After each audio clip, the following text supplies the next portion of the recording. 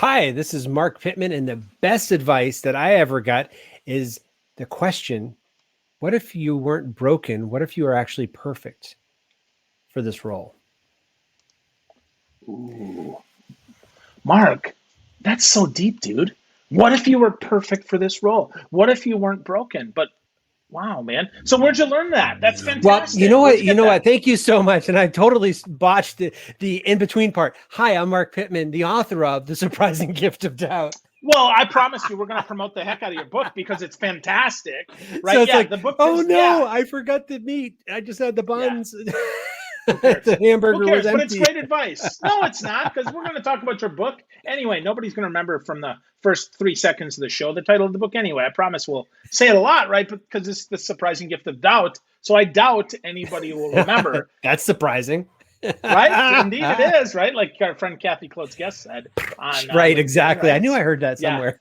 right? But seriously, man. So what if you're perfect for this role? That's interesting. So where did you learn that, man? Well, that's the thing. I posed it as the best advice I ever got, but I don't remember where I got it from. I'm a voracious reader, 50 to 75 books a Yep. year. I love learning and listening. We're National Speakers Association, listening to people there and others too.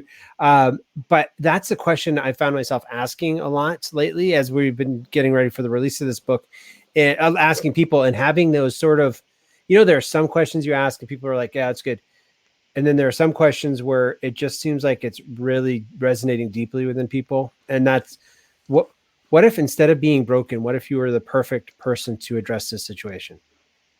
And it seems something to anchor in. And that's what the book is about. That what if doubt is rather than it shame producing and kind of flagellating yourself and really beating yourself up, what if the doubt were not something to be avoided, but what if we're an invitation into exploring their inner cues? All the external cues you're not measuring up with, but what if there are internal cues that are part of who you are and part of the way you're created? That is actually the reason the externals don't match up is because they need your voice. They need your solution, your perspective to at least be part of the conversation.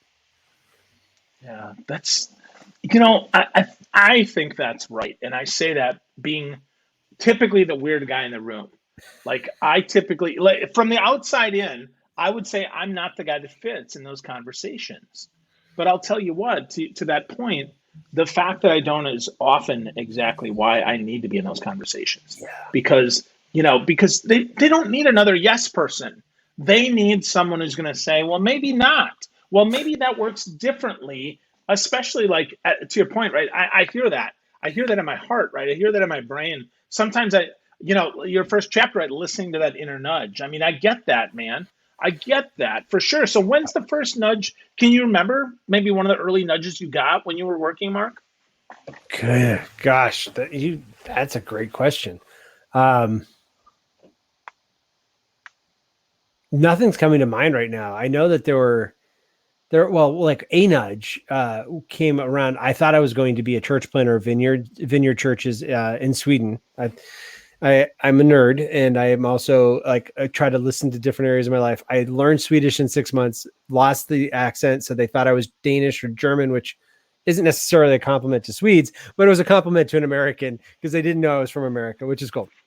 And I thought if I have that kind of ability to pick up languages that quickly, maybe I should be doing church planting because I thought being a pastor was the way I was going to be all that I could be to the world. And so I think that nudge, even though to do that was helped guide me along a pretty non-traditional schooling and career path. I took an honors program in college where I studied not only history. I saw my friends go to seminary and get weird. They went in human beings and they came out like weird theologians that talked about, they always were referencing scholars and stuff. And I'm a nerd. I love the scholarly stuff, but JDP theory isn't going to help someone pay their bills and if pay their mortgage. And there's, it's not going to help them more than the loss of a spouse. So I tried to pack it all into my 4 years of undergrad, where I lived in Jerusalem for a year, did 5 semesters of Hebrew, did 3 semesters of ancient Greek and Koine Greek, so the biblical and wider Greek. So I'm totally like nerding out on this stuff, and it all has served me well. But it was 15 years after college before I actually planted a church. I didn't think I was going to. So listening to that nudge and helping me to do the non-traditional things of like a pastor typically goes to seminary. And I knew what seminary I wanted to go to was Harvard Div School. I knew that was where I wanted to go. And fortunately, I had a mentor that said, Mark, where's your end goal? And this is one of the first coaching things of, that's great that you want to go there, but who do you want to serve? Sort of like what I'm sure you do this when you're going on a podcast. Who's your audience? You go, what's your goal? What would you like me to help you support in this? And so he said, if you have Harvard Div School on your resume, and there are certain organizations that will see that and you won't even get past the first cut because of the ideology and the assumptions. So I was glad I don't have any div school yet. I went and got a master's in organizational leadership instead. I figured that was even more interesting. But yeah, so I don't know. That was a good question. I'll be thinking about that for a while. Well, I think you answered the question without realizing you did, and by that Thank you. You got a bunch of nudges, and instead of taking them as a shove, and this is the direction you must go, instead you paused and said, "Is this a nudge? Is this a push? Is this a command? Is this something I have to do? Why am I doing that?" That's what I heard you say. Okay, so if we're going to go there, that is really good. I'm glad. Thank you for making me sound that articulate. One of the nudges then was the wonderful woman who's been my wife for 26 years. Absolutely. 26 years this May. Yeah, I know.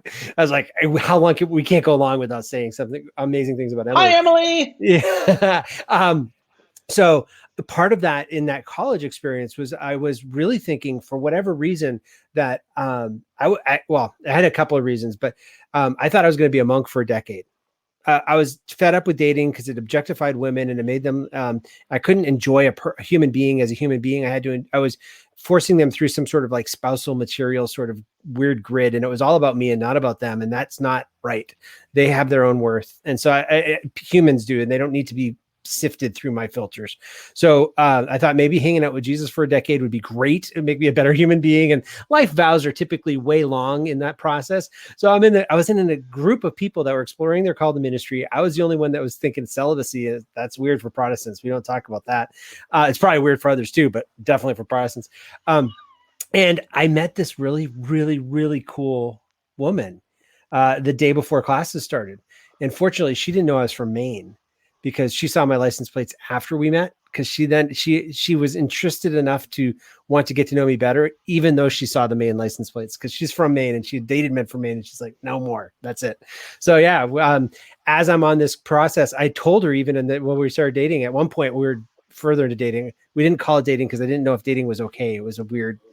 We can unpack the theologicalness of that stuff later. But if you want to, or if any of the listeners want to, there's a lot of baggage in my closet. But one of them was the idea. I just told her, I want to be honest with you. I love this relationship that we have here.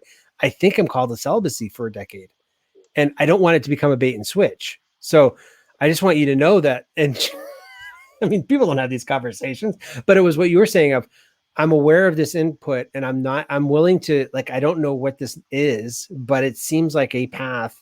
So fortunately, I had my first monastery exploratory visit in that year. It was a senior year in college. And I don't think the monastery knew it was an exploratory visit, but for me, it was my first silent retreat and all. And Emily said, look, if you're getting a call, I damn well am too. And so she came with me. And so we both did it together. And my friend, the guy who was my best man at my wedding, John, also was there. Well, we were engaged at that point. So that was the other thing. Listening to this helped me to realize that I need to listen to all of life, not just the one narrow thing. So my narrow kind of faith trajectory of the experience I was in was pastoring was the path of purpose. And it's not, it's a path. But then when I listened horizontally and realized, wait, I've got this really, really great relationship with this incredible woman. Maybe this is a way that this is something I should pay attention to too. So, yeah, I guess there's an openness and a receptivity to not seeing life in linear format. Yeah, well, I would agree. I mean, as a leader, right? Well, leadership is a journey. It's not a destination. We don't go, yay, we're a leader now. And that's I've arrived. Don't you understand? Right? Yeah. Right. Come on now. Don't you see I've got a title? No, that's not really. That's actually the first stage. It's so funny because all the confidence hits that it takes after that is, wait, No, I just said jump. Why aren't you saying how high? Why aren't you jumping? It worked for Phil. Yeah. Why isn't it working for me? I mean, I didn't get his, color. I got more demonstrable glasses, but I didn't get like bright glasses. So is that why it's not working? Maybe I have the wrong hue. I thought of you when I chose these because my headshots still have my silver ones, but I really wanted these. And I thought, oh no, is Phil going to think I'm as though I could steal your brand. I can't steal the Phil Gershok brand, but years ago now. But it was funny seeing you today. I was like, oh yeah, you were a consideration in this because I didn't know, but it's not working for me. It worked for Phil. So maybe I should get even different colors or different Pantone colors. We get all weird about it. And when it's just, it didn't work for me because I'm not Phil. Right. Well, and that's where I think doubt comes in, right? Yeah. That's why we get this doubt, because to your point, we it's almost backwards, right? We start confident. Oh yeah, I know everything. I'm the new leader. I'm right. I mean, I remember the first conference I went to, Mark, 2013. I was at a conference. I attended breakfast bites. I attended every breakout. I attended sponsor sessions. I want to say, I think in 4 days, I want to say I hit 15, maybe 17 different things. Plus I got all the recordings. So I listened like 87 sessions. I come back to my boss. I got like plop on the desk. Here's what we're doing. And she's like, okay, that's great. Now I want you to go back and I want you to find 3 things that you think are really meaningful. And then we're going to do one of those in the next year. I'm like, but I know I can do them all. And she goes, okay, but your team can't. And now I got doubt, to your point, right? I'm like, oh my gosh, did I say the wrong thing? Did I do the wrong thing? What's going on? As opposed to the other speakers on stage said to do it. Yeah, I saw them. They said it worked for them. Yeah. And I don't know if you heard this, but growing up, when I was listening to motivational speakers, some of them would say things like, if you're a leader and you turn around and there's no one following you, you're just out for a walk. Yeah. And takes a hit at your confidence. Yeah. Well, especially if we take that literally, right? Especially if we think, because I can tell you when I was testing out leadership, I was like, okay, hey gang, I'm going to the bathroom. If I know I'm really important here, but I'm just letting you know, I'm going to the bathroom. I'll be back in about 8 minutes. And I think of now how ridiculous that sounds, right? I mean, I laugh too, but honest to God, no, I'm laughing because I had to be there. I'm the self-employed individual who works for a jerk. And I still do that to myself. It's sort of like, okay, I really 8 minutes. I could totally see myself like texting myself. All right, I'm going to be gone for 8 minutes. I will have my phone if there's something. Like totally right. But I would send an email to my whole team. Yeah, I sent an email to my whole team. Oh, and I'm sure some of them they got it right, and they're like, dude, it's in their memoirs now. You should have seen I'm sure guy. It is. Yeah, I'm sure it is, right? And I'm thinking about that, or was it 13? When was it? No, I'm sorry, like 2007, right? Or 6 or 7. My gosh, yeah, 13, I was already on my own. Yeah, but wow. Yeah, I just think about that, man. I'm like, my goodness gracious. Like, how self-absorbed am I?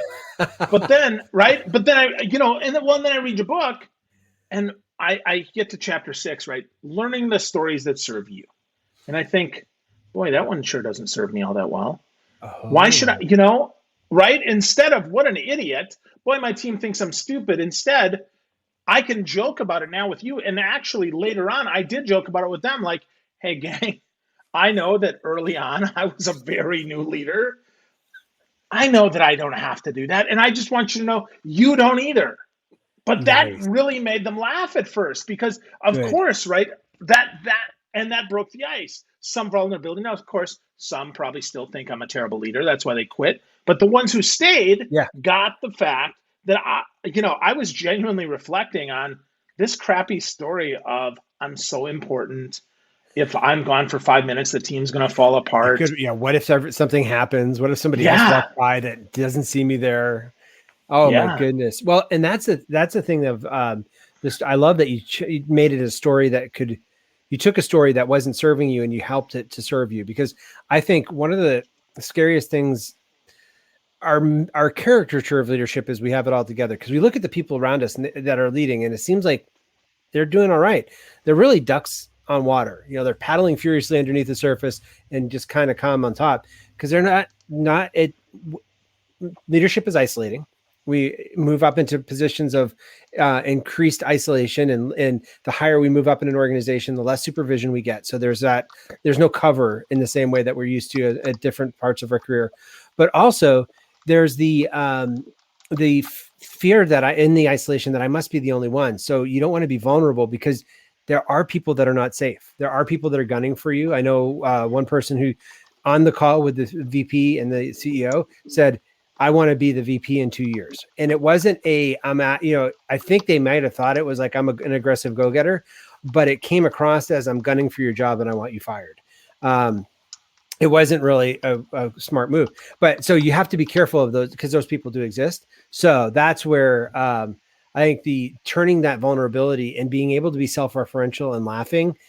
I know it's not for every style, but I find that to be, I actually have to be careful because if I screw up, there's a part of me that just wants to share it to the world. Like, look at how much I screwed up here. This was such an idiot move. Here's what you can learn from it. Please don't, here's the hole in that pavement. You might want to avoid stepping in this one. Cause I just found a huge pothole and I just totally was, overwhelmed in it. Not everybody is ready to process that as quickly, especially the other people in the story. So I do have to be careful, but that's great. I love that vulnerability. And that two things you said. One was it allowed people to laugh and to just realize, yeah, that was weird. And it let them know. And I don't think leaders take this to heart as much as we should. It gave them permission to not do it themselves, or you verbally did. But a lot of leaders are saying, yeah, take your time off, take your PTO, take your, do your stuff, do the stuff, but they're not doing it themselves. And in their modeling, not doing it themselves, the real message is, I don't mean it. I'm just paying it lip service. They're sending emails at 6 a.m. on a Sunday or something else when it's usually a 9 to 5 work week. I get it. As a leader, we're on 24/7 or 24/6 or whatever. I mean, there's depending on faith traditions, but there's definitely and you're always on. And we need to have the systems to make it so that it's safe for our team. So one of the things I've been trying to do with a couple of people on my team is saying, I hope you're not reading this till Monday. Or this is not urgent. It's something like that. I do need to get it out right now because I don't want to carry it all weekend, but you don't need to see it. Or I use a tool called Follow Up Then. Do you know this? FollowUpThen.com? Oh yeah, for sure. Yeah, we learned about it at SopCon at the same time, dude. It was the same. Was like 100 years ago. I had wondered where we learned that. Yeah, that was like 10 or 12 years ago. Yeah. I've been using it for years. Yeah. Uh-huh. Oh, thanks for that callback. Wow, SobCon. Yeah. That's really cool. Yeah. So followupthen.com, I can just say Monday at followupthen.com and then put the email that I want to send to them and then cut and paste it into an email to them. I don't have to put their email in the address so that they're not seeing it. Yeah. I use followupthen.com all the time. Yeah. Reminders to myself every week. A Becky McRae reminder comes on about appointment with my business that she did a blog post on years ago. And so every week on Thursday, I get my followupthen.com appointment with my business with all of Becky's. These are the things to be considering in your time to work on your business. Yeah. Good stuff. Wow. Yeah. Yeah.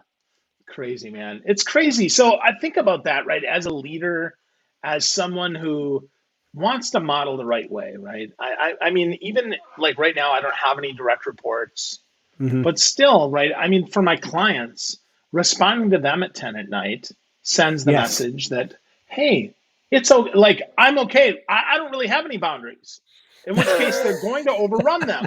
No, really, right? Yeah. So that's the thing. Then they're like, okay, well, great. Well, this guy, he's jamming. So if I'm thinking about it, I can go. And it's like, whoa, no. In fact, I fired some guy a couple months ago because I specifically said, hey, here's the deal. We can only talk if you make an appointment. And every time I'd send him an email back, I would include a link to my appointment calendar and say, or tell me some times at work. And he'd get the email and immediately call me. And I'm like, no, dude, Mark, this isn't how this works. I'm sorry I did that to you, but I'm really glad you fired me. No, I'm just kidding. Right. But that's the thing, right? And of course, I'm saying your name because you're here, right? But it's so interesting because after like the 6th time, I'm like, we're just done. Well, and that's where the asking yourself, what if I'm the right person for this position? It's also, how do you create the environment? Especially if we each can create a little bit of our environment, and some of us that are solopreneurs can create more, but it's it's being willing to say no to some people. With the nonprofits I work with, it's being willing to fire a donor. It's not like you don't pink slip your donor, but some donors aren't worth the money that they're giving you. They're just too much of, the pain in the ass. They're just too much effort. Yep. They're not helping further the mission. Some people are furthering the mission, and that's a good thing. And there are some people that you want it, but there are some people that are holding you back because you're spending so much time with them that you're not taking care of the stuff that you're really there to do.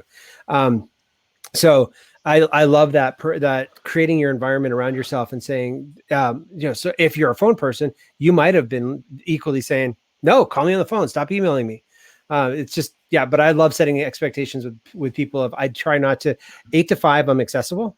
After that, I'm not. I do say I have 2 levels of service where I say you can reach me virtually anytime. And I had to say virtually because I used to say anytime.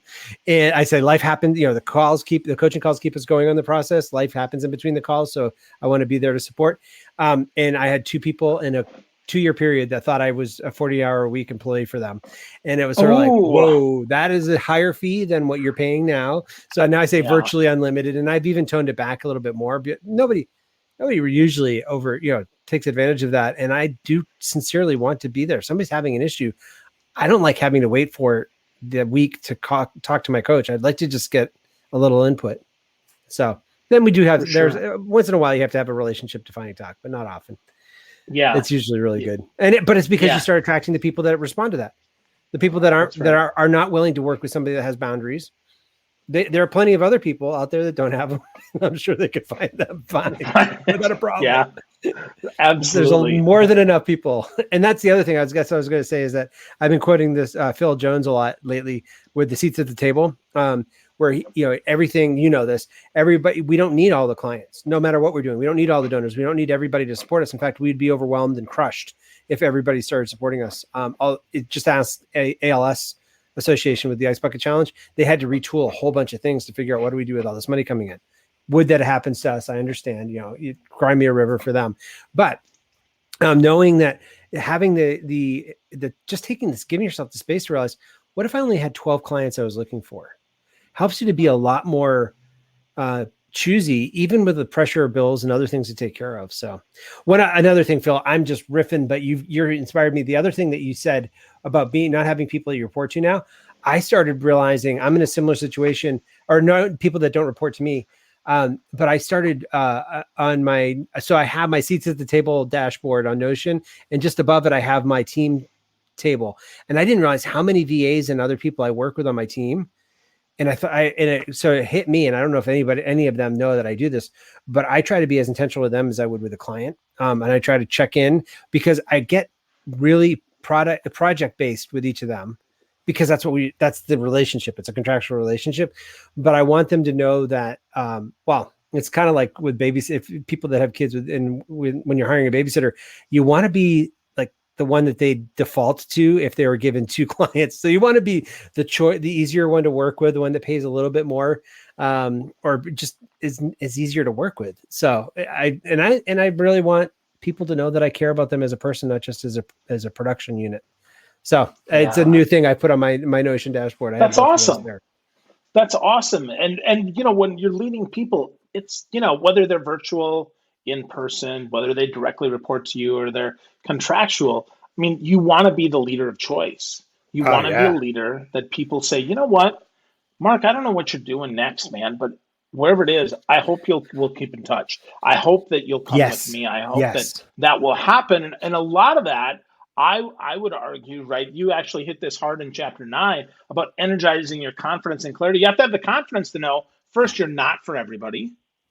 You mentioned, that's really important. And secondly, you absolutely are for some. And it's okay to say that. It's okay enough to say, you know what? Hey, Mark, I know you could probably find any other leadership coach.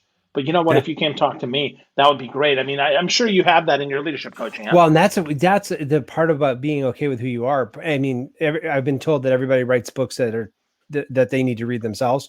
And so one of the things that I've been trying, the Surprising Gift of Doubt is it took me 18 years to write this book, but I finally write the book of what do I do as a coach, which is, I'm pleased that it comes out so clearly that other people are now able to come, parrot it back to me. So our friends like Neen James and Tamsin Webster have really helped me give the models and create the wording so that people get it without me having to barrage them with a bunch of words, although I'm willing to do that. But the niching thing that happens to a lot of solopreneurs, you got to niche, you got to have your niche, you got to be a big fish in a small pond. And so that's why for the first more than a decade of my work, I was fundraisingcoach.com, and I still am.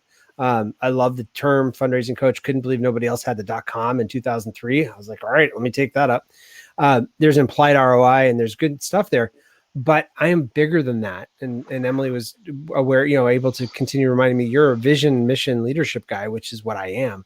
So to be now, my niche is leaders who have had so much success that people in their past, that people look at them and just give them projects because they're like, we know you've got the Midas touch, you're going to make it gold, you're going to be great.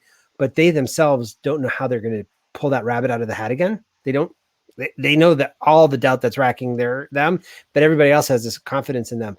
Those are the type of leaders I like to work with. And it doesn't matter the sector. I've had all sorts of different sectors, but it's hard because you go to some of these branding things and all, or coaches and they're like, well, that's not a good, there's no conference for people that have had so much success, but are racked with doubt.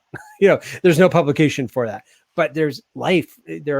All of us go through this stage at some point in our life. And wouldn't it be nice to have someone that could be kind of like a doula or a midwife that helps you walk through that and see to the other side? So yeah. So I loved having that clarity and that confidence of just, I'm going for it. This is good. And it's okay if you don't get it. I'm just a guy. I'm just a guy that can help some people. So yeah, no, that's true, man. That's true. But definitely not the center of the universe. Well, which is a good thing, right? Yes. Because the universe is way too big. I forget who I was talking to. Well, no, it is, right? I mean, I can't serve the universe. To your point, right? About Phil Jones's point, how many do you really need? Or better yet, if you really think about it, if our goal is to be a service to 100 people, and even 10% of them hire us, we're in pretty good stead. I mean, we're in pretty good stead if we actually do make a difference, right? And that's so interesting that in your book, in The Surprising Gift of Doubt, you talk about accepting your gifts, which I think is super important, man, because here's the thing. I think we all have gifts, but we doubt it, man. We doubt it. So how do we balance the gift of doubt with the need to accept our gifts, Mark? Well, part of it is just even thinking that you have gifts, because so much of our Western cultural conditioning is to look at where we're falling short. You got a 93, where's the other 7? Why didn't you get 100?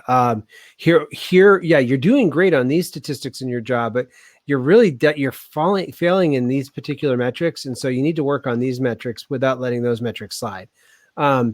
Rather than thinking, one of the things is you read in the book, and I don't know if you've known this before, that but the Enneagram. One of the reasons I love the Enneagram is that I worked with a client, and I guess I share the story in there, a client colleague who they were trying to do things and trying to force people or fit people based on DISC into different roles, and it wasn't working. But the Enneagram, which is a different way of looking at 9 stories, nine orientations for people, we were able to see how that one person fit in a different place. And so we get to craft a position for that team member in their strengths. And it gave them life. There was a lot less stress for the rest, for all of us, for that person and for the rest of us. And there was just a release of creativity and energy, because it wasn't looking at all the stuff that wasn't getting done or that was failing. We were able to see, okay, the stuff that does get done, this is what it looks like. What if we created a position like this? Because it adds a ton of value to what we're producing. And that has become so life-giving. I was just talking to the person this week, and they're so glad. They said it's like a flower is a weed when it's just in the wrong place. And we had planted that person in the wrong place on the project. And so now we get to plant them in the right place. And they became a beautiful flower instead of being an annoying weed. Well, we have to find maybe more than 4 boxes, right? I mean, that's the thing about any of these, right? More than 4. Enneagram has 9. There are some that have more, right? Sally Hogsett's fascination, right? There's 40 archetypes there. I mean, the key is amazing to just find one, right? Yeah, but it's all about unlocking, right? It's all about the unlocking and giving it a name, because I know early on, one of the big things that I learned is if we can name it, we can claim it. right? If we can find a way to put a label on it, we can actually own it. And that gives us confidence. It gives us clarity. And to your point, it actually helps us know that it's okay to not be great at everything, that we only have certain gifts, not every gift. And that's Yes. okay. But yeah, I Oh my mean, that goodness. was Yeah. hard for me. Well, so that was part of when I wrote my mission statement in my 20s, one of the things that I think it was in a rewrite that I put in there was something about all my gifts and abilities and my limitations. I want to learn about all my gifts, all my abilities, but also know my limitations, because the limitations allow me to work with other people. I know where to lean on people. And that has been incredibly, incredibly freeing to not think I had to be the end all and be all of everything. So leaning on your strengths is definitely one area where I find great joy for people. Yeah. Oh, look at Yeah. you. Well, I love what you said there, right? The limitations allow us to work with other people. And that's so So, darn well, true. when you said naming and claiming, one of the things that, and I'm not into blob it and grab it, but there's power in words. There's something about that. And so for me, when I was told you bring joy to situations, like I guess one of my nudges or turning points was we started a thing called the Nonprofit Storytelling Conference 8 years ago. And the first time I got up there, I hadn't really been part of the planning. I didn't know what I was doing, but I knew the experience we wanted our attendees to have. And I was the MC. I've MC things or facilitated panels before, but I was the MC, the host for the conference. And for anybody watching this that's doing a conference without an MC, I'll just let you know, there can be a real gift of having somebody that is the connecting dots. And what I got to do was, when a speaker, I'm sure we didn't have any speakers that year, bomb, but when a speaker was less than amazing, I could pull out the amazing points and reaffirm to the audience, see those takeaways? That was incredible, wasn't it? And then do the callbacks and all this. I just did it. It was the second year I did it. And one of the guys on the team said, so how do you script this, Mark? Like, you've just done 2.5 days of a conference. How do you write a script? And I said, wait a second. And I went to my phone and Googled script. I didn't know what that was. And joked with him. I said, do you have a dictionary? Because I got to look up that word. What is this word you speak of? And he said it was mind boggling to him and for me that he thought I had it all scripted out. Whereas I just like connecting dots, and I like people, and I want people to be brilliant. And so even if they stumble, they're not the stumble, they're the person. So how can we pull back the camera and look at the other great things that did happen? And so that's where I learned something about myself that was amazing, that I didn't know was amazing, but it was named. So to your point about naming and claiming, I was like, oh, I bring joy. I bring levity and life to a situation and energy. I will own that. I am proud to, I'd be glad to, because I'm just being me. That's the best part, isn't it? When we are freed up to be ourselves, there's still work. There's still stuff that we don't like doing, but there's a purpose. There's a centeringness. There's an energy or a kind of being in sync with something that is wonderful. And you don't want to let go of that after a while. It becomes something that it becomes another nudge. You realize, ooh, this could be my sweet spot, because I'm experiencing that same sort of all here-ness that I've experienced in other places. Yep. Yeah. And sometimes it's inside, and to your point, sometimes it's outside. Somebody else recognizes that. Absolutely. And they nudge us, right? They're like, hey, Mark, perhaps this is your gift. Perhaps this is something you should consider. Perhaps this is more than just an accident.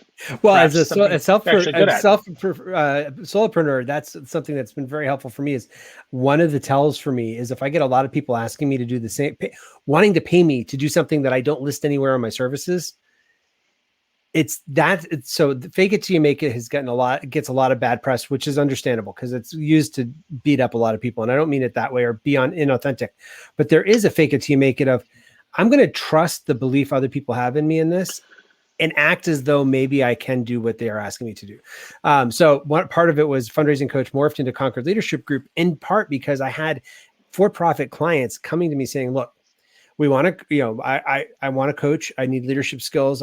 You're the guy that's going to help me there, but you're making it hard for me. I can't get it past the HR committee or past whatever committees I have to get through because I'm sending them to this nonprofit fundraising site. And they're like, this isn't a philanthropy issue. This is a leadership issue. You're the issue. I know that. Help me hire you. And so after you have a few clients like that, you're like, okay, I'll try to make it easier for you to give me money. I can do that. And it was really helpful. It morphed. Yeah. It helps draw us into places that are more of who we are and more of our service to the world. It's great. Cool. That's cool, man. So as we're kind of, we're at about minute 35 here. Let's Are we talk a already? little bit. Oh my goodness. Time Yeah, we always are. flies with you. It does. Yeah, you too, buddy. You too. So let's talk about goal setting and the way that you do goals, Absolutely. because it's very different than what I've seen. And Thanks. you blow this out really nicely in your book, In the Surprising Gift of Doubt. But let's talk a little bit about Thank you for having how read the you book. set This is goals. so cool. And if anybody's Yeah. wondering, it kind of looks like this. Yeah. Well, mine kind of looks like a PDF. Yes. So I don't, yeah.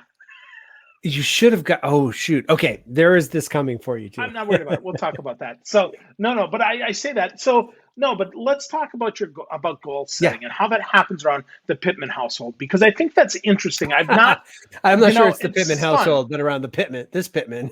Well, okay, around A Pitman. That'd be Marc A. Pitman. Right. Just so for all the other Pitmans that are watching, right. Emily, kids, I understand. Sorry. Yeah, they're not Marc. It's just me and you, actually. And that's okay, true. Right? That is fine. That is good. Yeah.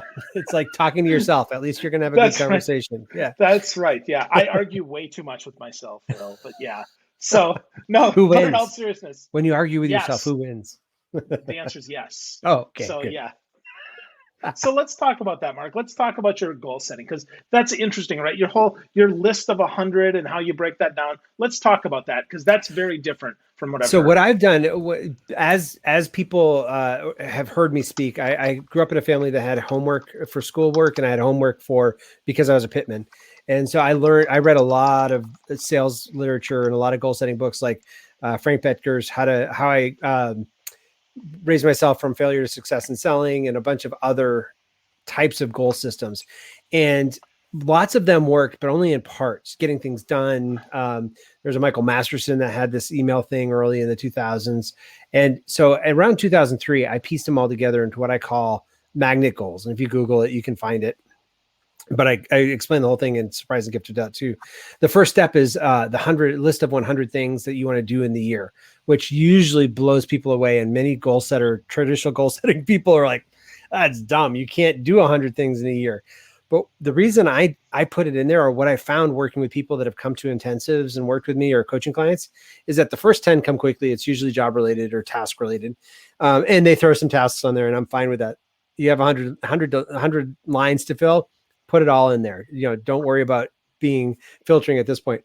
But the next 10 are a little bit harder, and it starts forcing you to expand the areas of your life that you're bringing onto this page. And short, it helps you to be more human. You're not just the product of the work that you do. You get to be the gift of the human being that you are, and pushing the 100 out there. And you start doing fanciful things and dreams that you've never knew you had. And like for me, it's being on Oprah. I want to be interviewed by Oprah. I figured that'll help further things. I don't have any connection that I know of, but then a few years later, because of the naming thing, the wording, intentionality of wording, I put be interviewed positively by Oprah. Decided, 60 minutes does hit. I want to be clear in my intention. I think she does hit jobs, but I don't want to be the first. I'd rather be a positive interview. So all of those. Yeah.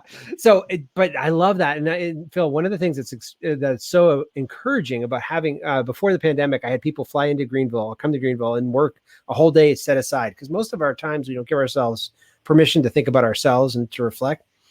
So when we were doing the list of 100, people would get maybe 10, maybe 50, but many of them would call me over and say, "Hey, Marc, this thing right here, is it okay for me to build a boat on this list, on my list of goals?"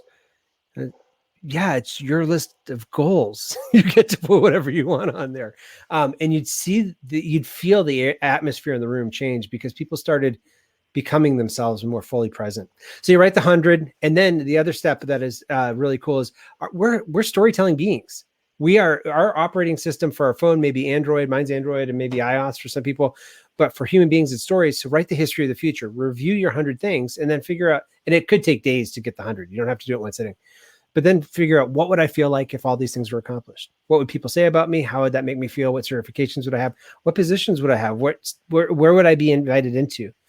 Could be just a paragraph. Some people have done like 8-page documentations. That's not my style. I'm like short and sweet. But that, in doing that, one manager realized, oh my goodness, Mark, my breakthrough with the history of the future was people didn't know what I was trying to build. All of the staff that reported to me saw me talk about tasks and objectives, which are on the list of 100. But and my intent is to do it in the context of joy and people wanting to be here and be part of the team because of the great work we're doing. But there's nothing in the past 90 days that would reflect that to them. This history of the future would not be recognizable to them. They would not see this in the moment right now. So she knew that there was this gap where she gets to work toward the future and be able to make those things intention, either whether it's just calling it out. Hey, I hope you're having a really good time here, or wasn't that fun? You could be just reinforcing some of the things that people may not intuit. But it's also doing some things that are differently. So she's not just working people as mini machines, but as full human beings. Yeah. And as part of something bigger than themselves, which is really important. So true. Right? As a leader. Yeah, we have to give folks hope that it's going to be different than today, even if they love today, because if they don't see that it's going to change, then they're like, well, okay, at some point I'm going to get bored here, just naturally. Yeah. Oh, if it's never going to change, well, naturally I'm going to be bored. So why stay, right? So why invest? Why do the time now? Why not just leave now? Well, that's the crazy thing, isn't it, about teams, that companies are really worried about investing in people because what if they leave? Well, the reality is they're going to leave. We're not in the early 20th century anymore. Part of what we do in our culture, what we valued, is people leaving and moving. And we don't value that personally, but our culture, our economy in North America and a lot of the Western countries, that's what we do. So let's just take that as a fact. All right. Phil's on my team right now. He's not going to be here the whole time. What do I want him to be saying about his experience here? And then, because that becomes, I can't remember the gentleman's name. I think it was on the Andy Paul's podcast about sales, but he does this LinkedIn stuff where one of the things that he works with his staff is helping them create a good LinkedIn profile for themselves. It's not to serve the company. It's just to serve them, because he's found out that becomes the best recruitment tool for them. They don't have to spend any money on recruitment because their employees are so excited about working there, and the honesty that they're not going to be there forever. There's not no intention that they're going to be there forever. So it becomes I think it's just being honest with ourselves that we have a finite period of time with our team. And yes, it would be a lot easier if people would be lifers like us, but that's not going to be it. So let's just stop wishing for something that's not there. Let's let them be human in a productive way that helps the organization. I'm not saying that we don't get stuff done. The whole point of an organization or a team is to get something done, but it doesn't mean that we have to just focus on that. We can get stuff done even more effectively by bringing in all of the people, because the perspectives that we started this whole conversation with, maybe Phil has a different perspective on something that I don't see. And if I am receptive to Phil being there, maybe he'll feel more comfortable about sharing that perspective in a way that will save us time, money, or increase the quality of what we offer. I could riff about this stuff forever. Good. Well, you did a lot of it in your book, man. That's the great part, right? If folks want to get more of that, the book is The Surprising Gift of Doubt. It's on Amazon. It's a lot of great places. You get a lot of good stuff from Marc. But Marc, if I want to get started along the journey of embracing the doubt, embracing what's there and recognizing it as a gift instead of as a weight, how do I get started?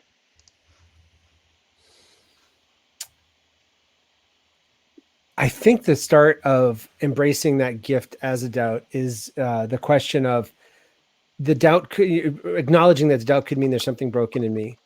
But what if it means I'm on the verge of greatness? What if it means that what if this doubt is an invitation to explore how I might be exactly what this situation needs, exactly what this team needs, how our organization may be exactly what this sector needs. And pushing through that and figuring out what is it different about us? Why are we seeing this uniquely? Why are we seeing this from a different perspective? And how can we add depth to the conversation, to the impact that's being had in the world? Wow. The more you do that, you build confidence, and you realize, oh, maybe I am making it up as I go, but maybe I'm informed.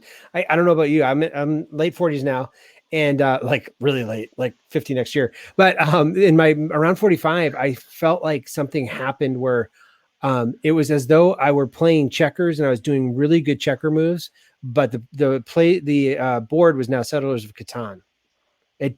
The board had changed The game has entirely. changed. Yeah, and I was executing really good moves, but it didn't matter anymore.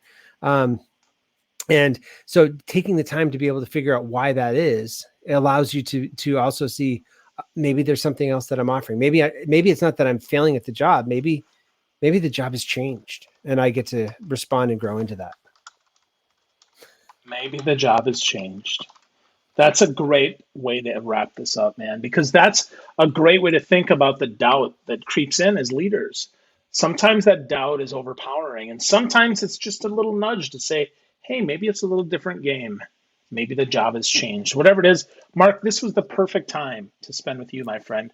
I'm so grateful for your book. I'm so grateful for your friendship and for everything. And please give Emily a big hug for me, okay? Absolutely. It'd be my pleasure. Awesome. Thank you so much for having Awesome. me on. I appreciate this. Absolutely, man. Thanks for being here. And thanks everyone for watching, for listening, and for understanding that the gift of doubt, though often surprising, is a gift. You should embrace it. Take some time, get Marc's book, and embrace the surprising gift of doubt. Thanks, everyone.